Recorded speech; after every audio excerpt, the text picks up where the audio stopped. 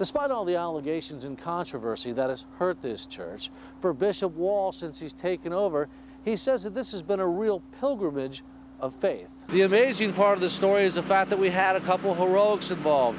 The off-duty Gold Ridge firefighter perhaps saving as many as 3 people, or at least getting them out of the apartment complex. As we walk across the street here, but I tell you, if you're driving out here, look at the wind, just whipping. In fact, the heck with the umbrella. Oh boy, am I ever. And Curtis, certainly this is familiar territory to us. We're on the West Payron Street in Petaluma, and I'm also West Payron and Roca Drive here. And of course, yesterday this place inundated with floodwaters as high as 2 and 3 feet in some areas.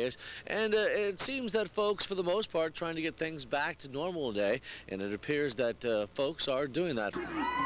Oh, holy Toledo! Whoa, that's big! They are keeping people abreast of the situation, and furthermore, the temperatures should be maybe even hotter. Humidity, of course, non-existent today, so that is giving firefighters quite a battle. Curtis and Wanda, back to you. All right. The great thing about this play is that it will encourage these kids here at Bellevue and kids across America to hit the books instead of things like video games. And most of all, it brings reading to life, right? Right. Sparky is being called the greatest cartoonist of the 20th century. Many say he seemed larger in life, but right here at home, he seemed to be just one of us. He captured the hearts of this community and the nation, but he touched the soul of the world. When we talk about especially sexual misconduct within the Catholic Church, it is a subject that really hits the heart, doesn't it? Touches home. Yes, it's something that's intolerable. You're seeing my face on this monitor through a high-tech device called the Snake Eye. It's a camera that allows firefighters to go in between holes to rescue victims. This is the same exact device that's being used at the World Trade Center. And many times we see a lot of folks who are down in their luck, homeless, and wonder, gee whiz, what can we do to help? How can we get involved? And often we don't take the initiative, but we're going to introduce a group of people this morning who just do the opposite. They do take the initiative. You got to hang with me for a second. That story was unbelievable. I mean, Mike, give us your best Curtis Kim impersonation. All right, here we go, here we go. I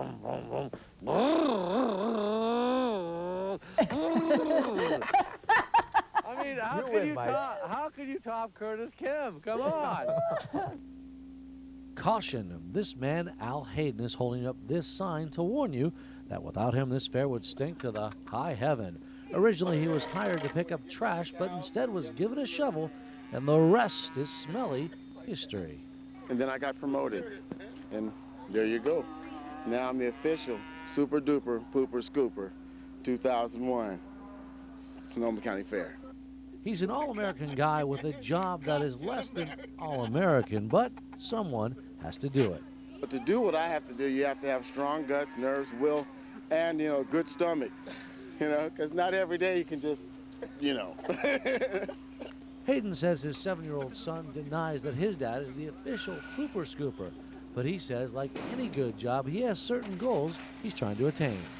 Once I finish here, I'm going to go state, and maybe I can work my way into the World's Fair. That's like the professional of pooper scooper.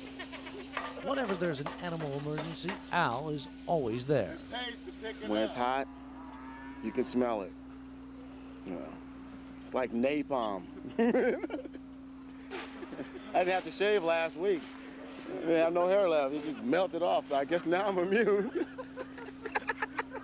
Al's job certainly does stink, but you got to have technique. Now, let's get It's all in your wrist, Mike. Okay, you can do it. Let's do it. Just get that. I got this mic for you.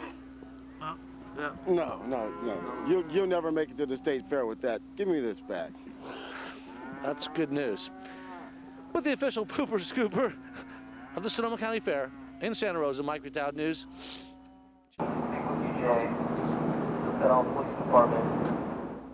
The sounds of a Petaluma police officer on a bullhorn trying to contact the gunman, 52-year-old Jay Haymaker, in the cold, early morning fog.